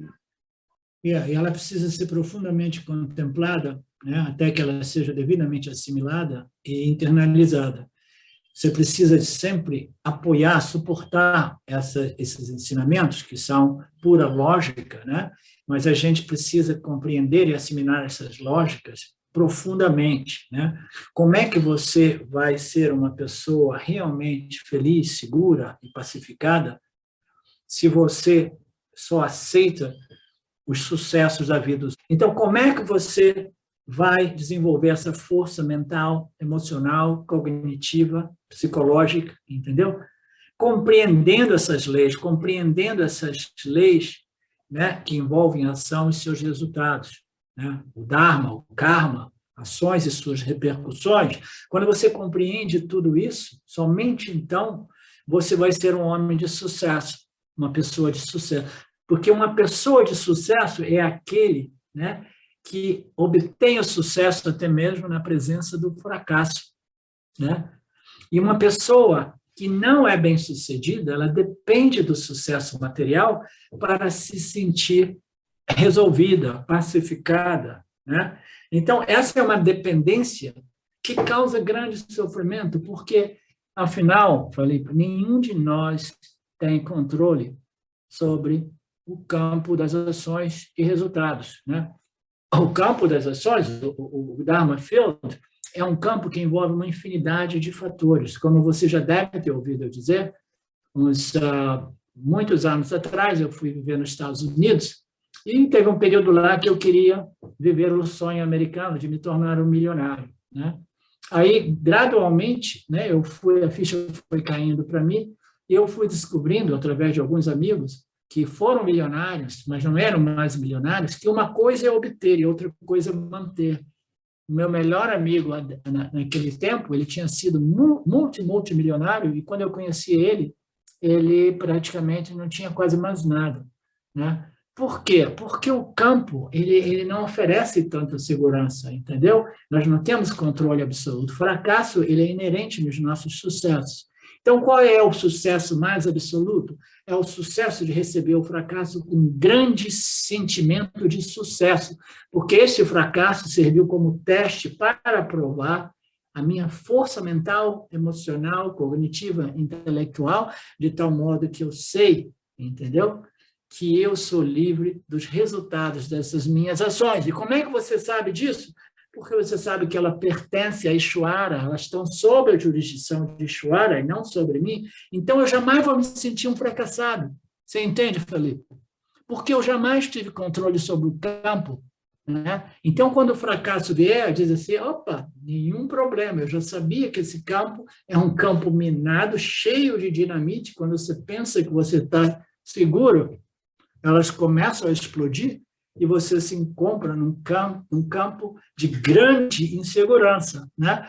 Então, ainda assim, esse teste serve para mim ver onde eu estou posicionado, entendeu? Essa minha força, esse equilíbrio, essa minha sabedoria espiritual irá imunizar o indivíduo a respeito desses fracassos, de tal modo que ele permanece, ainda assim, bem-sucedido na presença do fracasso. Então, o conhecimento é tudo, simplesmente falar isso, dizer isso, tudo bem. Então, isso é o único modo, né? Você compreender que o ganho interior é o real ganho, mas ainda assim nós precisamos compreender como desenvolver este ganho interior.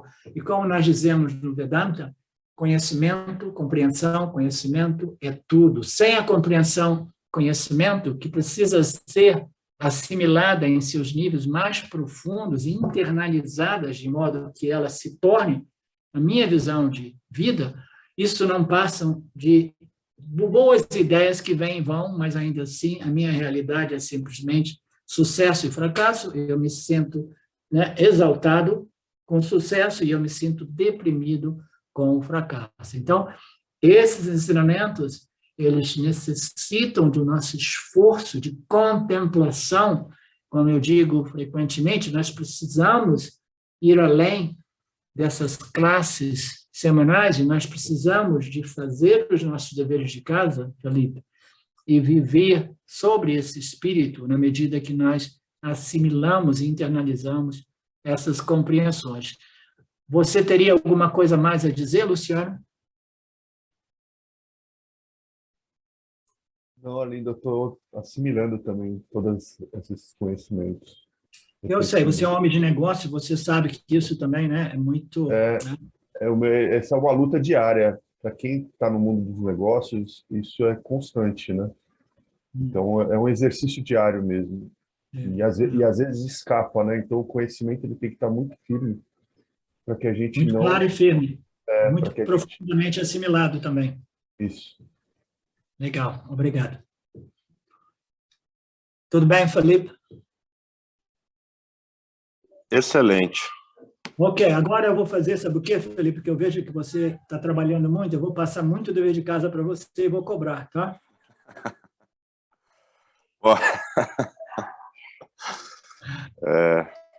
Com certeza. Okay. Ou eu vou ter uma boa conversa com a sua esposa. Ela está aqui escutando aqui também. Ah, que bacana. À medida que as crianças deixam, né? Portanto, qualquer experiência, né? Qualquer experiência, o Karma Yoga interpretará positivamente, e ele crescerá, aprenderá, extrairá sabedoria de qualquer experiência, seja ela de prazer ou de dor, de sucesso ou de fracasso. Isso é o que se chama, isso é o que significa construir castelos com as pedras jogadas por outras pessoas, né? O Karma Yoga constrói castelos internos, né? Através de quê? De todos os resultados que são ditos desprezáveis, né? Rejeitáveis pelos samsárias, né? Não, ele utiliza todas as pedras do sucesso, as pedras do fracasso, ele constrói o seu castelo interior deste modo.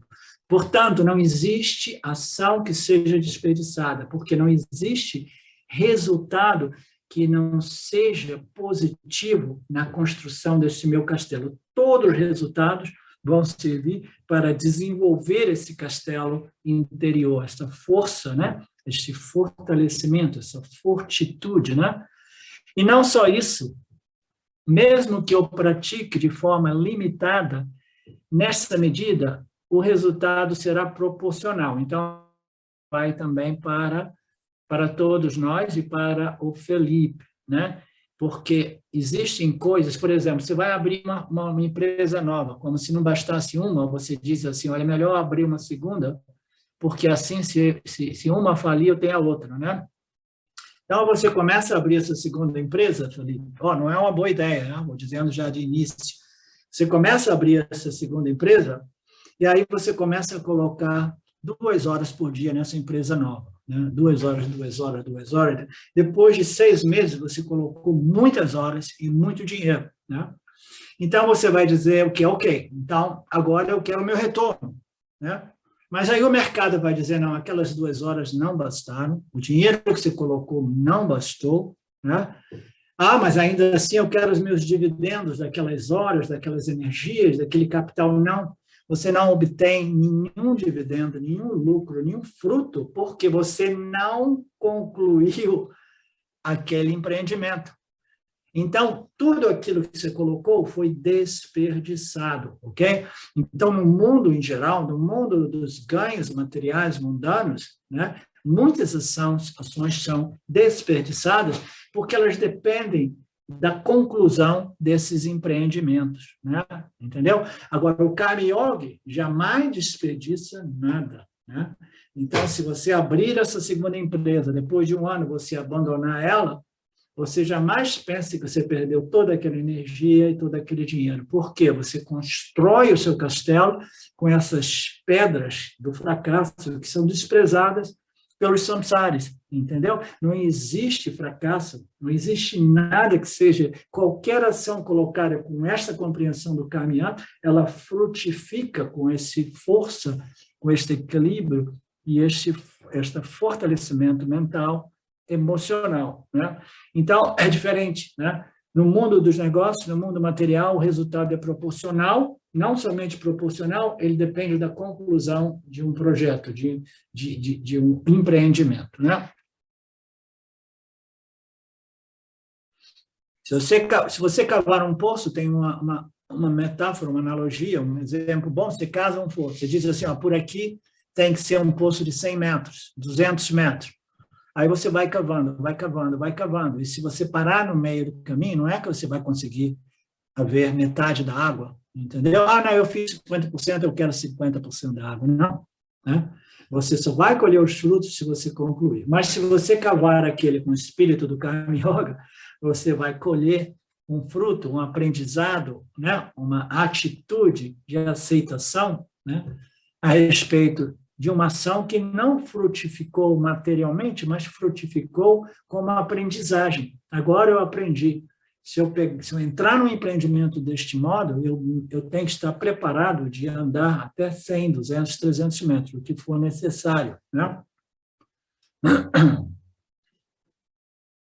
Normalmente, do ângulo material, um Karma Yoga, o Karma produzirá resultado somente quando for completado, né? Então, se eu cavar um poço, né, eu posso... O crescimento não, o crescimento ocorrerá qualquer que seja a intensidade, né, e a extensão e o prolongamento das minhas ações, né? Se eu fizer 1/4, né, o crescimento interior, né, esforço de 1/4, por exemplo, se eu faço um pouco de Karma Yoga, 1/4 de Karma Yoga, eu vou obter 1/4 de frutificação. Enquanto que no empreendimento material, mundano, eu preciso de completar, tem que ser 100% para me obter os frutos, senão 0% de frutos. O Karma Yoga não, se eu me dedico com 20% das minhas energias, eu vou colher 20% de frutos, ok? E assim por diante. O Karma Yoga obterá sempre o benefício, os resultados, nada é jamais desperdiçado na vida de um Karma Yoga. Vocês compreendem isso? Hã? Parece estranho, Luciana? Parece um pouco, Arlindo.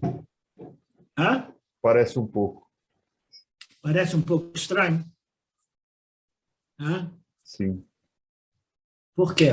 O que você vê de estranho? Qual é a contradição? Qual é como é que se diz? A falha nesta lógica?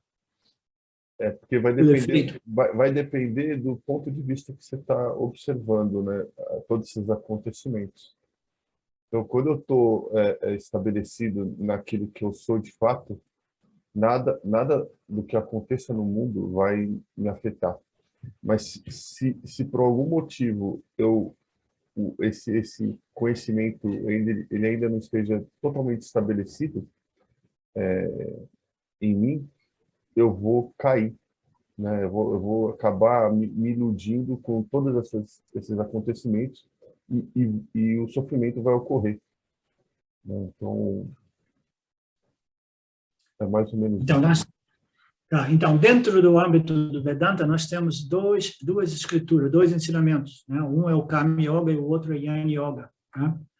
Então, aqui e ali, as escrituras do Vedanta afirmam categoricamente que o Karma Yoga nos libertará de quase todas as prisões, de quase todos os sofrimentos. E o Jnana Yoga, a assimilação do Jnana Yoga, nos libertará, né, absolutamente da dor, porque você se estabeleceu em Satya, portanto, você sabe que nada em Mitya afeta, você não se modifica com as circunstâncias e experiências, né, da sua entidade secundária como agente experienciador. Então, existem dois conhecimentos espirituais, duas camadas, né? A primeira libera o indivíduo em grande grau, em grande extensão, né? Não sei se extensão, a magnitude de libertação é grande. Por quê? Ele compreendeu o espírito do Karma Yoga de tal modo que ele coloca as ações sem expectativa, né? Imagine que o indivíduo realmente comece a criar uma microempresa, média empresa ou grande empresa sem expectativas, ele consiga obter um determinado grau de sucesso, mas ele compreende as leis de Mitya, que nada permanece o mesmo para sempre, né? Então, ele compreendendo esses ensinamentos, né, ele vai se solidificando naquela posição de nenhuma expectativa de que isso seja eterno, né? De tal modo que se o fracasso vem, se a perda vem, ele recebe aquilo com esta atitude, esse espírito do Karma Yoga. Por isso que é dito que o Karma Yoga liberta o indivíduo, o jiva, de grande sofrimento, né? Ele é tão libertador, quase tão libertador, quanto o autoconhecimento. O conhecimento de Mitya, conhecimento de Ishvara e de Mitya, e as leis que regem o campo, libera o indivíduo a um grau muito elevado, entendeu? Mas ainda assim não é a libertação absoluta, na medida que você compreende que nada afeta você. Mas a sua mente, ele desenvolveu o quê? A força. Por isso que o Swami Paramarthananda coloca este processo como um processo de desenvolvimento de uma força mental, emocional, psicológica, cognitiva, que te permite absorver os choques da vida, os fracassos da vida, as perdas da vida. Imagina que amanhã uma das suas filhas venha a falecer num acidente, qualquer que seja. A sua força é que vai ser um teste para o seu equilíbrio, para a força mental e emocional daquele que sabe que tudo que nasce, cresce e morre, e é sujeito a acidentes, mortes precoces. Se essa compreensão estiver muito bem estabelecida, esse choque não vai ser o mesmo, até mesmo independentemente de um autoconhecimento firme, sólido e sempre presente a respeito da sua identidade e a identidade da sua filha em Satya. Então, o Karma Yoga, ele nos proporciona este equilíbrio mental e emocional. Este equilíbrio não é um equilíbrio absoluto. Naturalmente, o indivíduo ele sofre os choques das perdas, dos fracassos, das adversidades, né? Dos desgostos, né? Isso é inevitável na natureza humana, principalmente antes de nós obtermos o autoconhecimento direto, claro e livre de dúvida. Então, mas ainda assim, ele amortece os choques da vida, de tal modo que o indivíduo não perde completamente a sua faculdade de discriminação e de discernimento. Como é que se diz? Eu uso essa palavra frequentemente. Ele vai se recompor, entendeu? Na medida que esses ensinamentos estão vivos em sua mente. Ele falou, não, é assim mesmo, entendeu? Onde existe ganho, existe perda, onde existe sucesso, existe fracasso, né? Então, voltando para o meu amigo, ele me disse lá nos Estados Unidos que a coisa mais fácil é você se tornar um milionário, mas a mais difícil é você morrer como um milionário, manter o seu status de um milionário, porque a vida é um perde-ganho constante. Tá? Então, parece estranho, sim, mas não é ficção. Esta força mental e emocional é possível já no nível da sabedoria do Karma Dharma, o Upasana, Karma Dharma Yoga. Né? A sabedoria, o conhecimento de Mitya, o conhecimento de Ishvara e suas leis, né? O conhecimento do Jiva operando no campo de leis. Então, este conhecimento já liberta o Jiva, já é um escudo, né? Tem uma outra passagem que diz: o Karma Yoga é um escudo que irá te proteger de grande dor e sofrimento. Né? Porque você compreendeu a lógica que rege esse campo. Uma vez ela seja compreendida, você não vai ficar lá viajando, entendeu? Com expectativas que são contrárias à natureza de Mitya. A natureza de Mitya é que, né, a insegurança reina em Mitya. A segurança só é possível realmente em Satya. A segurança relativa é possível, mas ela é sujeita à insegurança. O ganho relativo é possível, mas é sujeito a perdas. Né? Então, essa compreensão, ela é tão importante, a maioria das pessoas supervalorizam os ensinamentos a respeito de Satya, né? Atma, Anatma, Viveka, porque eu quero me estabelecer definitivamente em Satya, sem compreender que o conhecimento a respeito de Mitya, como apresentado pelo Vedanta, né? No Bhagavad Gita, é um conhecimento que nos liberta já num grau muito grande, se for realmente bem assimilado, tá? Então, o conhecimento do Karma Yoga é muito claro. Ele diz assim, olha, tudo que nasce, cresce, envelhece e morre.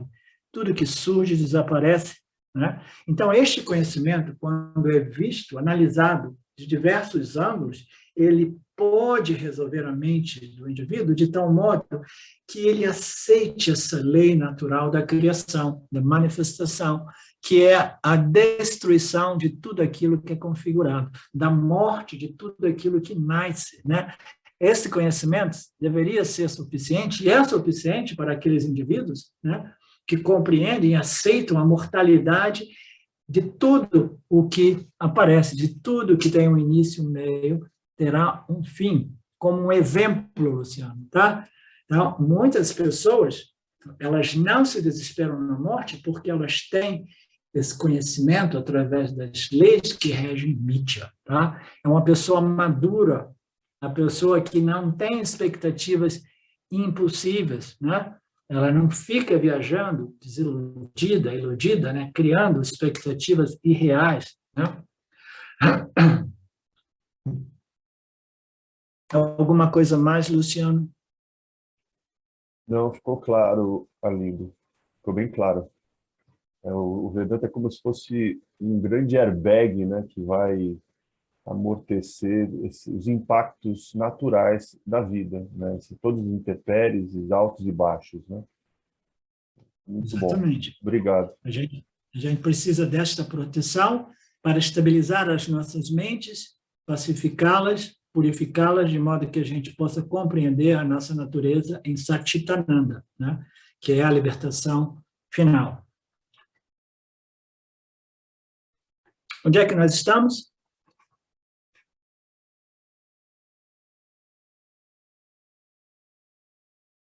Ok.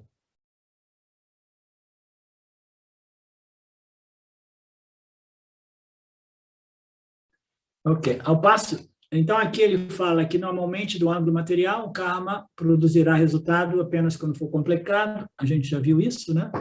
Então ele entra aqui numa parte de alguns pujas, algumas práticas rituais, né?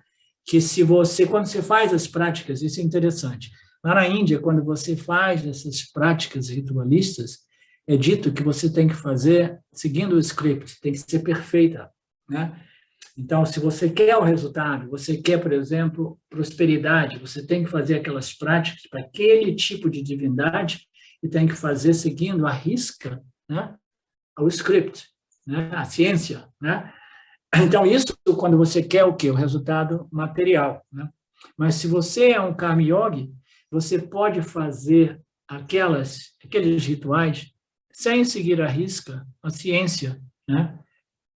Do ritual. Por quê? Porque você tem o espírito do karma yoga, e para o karma yoga, a ação é muito menos importante do que a intenção, tá? Então, você pode até abrir mão da ciência, da precisão, porque você está apresentando uma atitude que é um interesse neste fortalecimento que não requer uma perfeição externa a respeito da ciência dessas práticas ritualísticas, tá? Então, é interessante isso.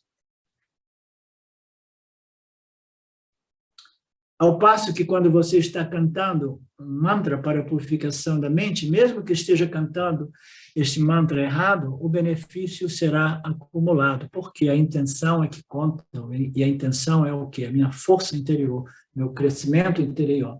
Assim, o que Krishna quer dizer é que Sakama Karma terá que ser completado para produzir o resultado. Então, o karma, visando um ganho material, você tem que completá-lo e tem que ser feito a precisão, enquanto que o Niskama Karma, ou karma para crescimento interior, Sakama Karma, karma para ganhos exteriores, Niskama Karma, karmas, ações para ganhos interiores, o Niskama Karma, né? Não depende da conclusão, qualquer que seja, né, o esforço que você faça, irá proporcionar, irá produzir resultados proporcionais ao seu esforço, à sua dedicação, né?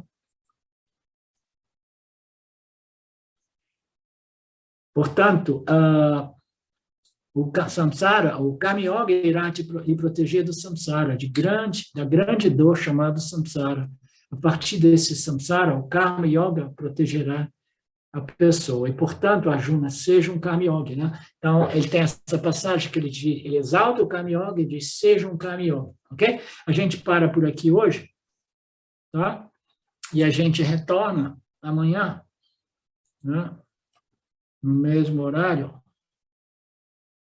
no mesmo canal. Semana que vem, né? Semana que vem, mas eu falei que eu ia te dar dever de casa extra, você já está recusando, cara? Hã? Eu Então estou tá. preparado, pode mandar. Então tá, eu falo com a sua esposa mais tarde. Então a gente se vê no sábado próximo, tá? Ishvara permitindo. Om Purnamada Purnamidam Purnamudachyate Purnasya Purnamadaya Purnamevavashishate.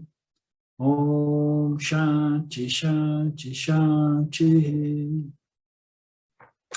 Okay. Thank you, Philip. Thank you, Ishvara. Thank you, everybody. Namaste. Muitos amores, abraços, gratidão. Até a próxima a todos vocês. Saudações. Eu quero aqui deixar um pequeno testemunho. Através do estudo do Vedanta, com os ensinamentos sendo esclarecidos especificamente pelo professor Arlindo Nagar, foram canceladas em mim algumas noções que eram relacionadas com a ideia que eu tinha a respeito de alcançar algo que representasse uma grande realização espiritual. Então o Vedanta fez com que, pela compreensão, a minha mente ela abandonasse o papel de buscador espiritual. E isso para mim foi um marco inicial para uma outra relação com o processo de desenvolvimento espiritual, do qual, saibamos disso bem ou mal, é um processo que fundamenta a vida de todos nós. E eu digo isso para estimular todos aqueles que chegam no Vedanta Brasil e entendem que podem se beneficiar da profunda imersão direcionada para o autoconhecimento que é promovida nesse grupo de estudos, que é um grupo que existe graças ao trabalho altruísta do professor Arlindo Nagar, suportado também pelo trabalho voluntário de pessoas que contribuem para a manutenção do grupo de diversas maneiras. E entre as várias formas de contribuir com esse trabalho, as contribuições regulares em dinheiro, elas são necessárias. Então, se você se beneficia do trabalho desenvolvido no Grupo de Estudos Vedanta Brasil, faça uma contribuição. Qualquer quantia é muito bem-vinda. As informações para transferências em dinheiro ficam disponíveis na seção Avisos do nosso grupo no Facebook e serão colocadas na descrição desse vídeo aqui também. Namaskaras.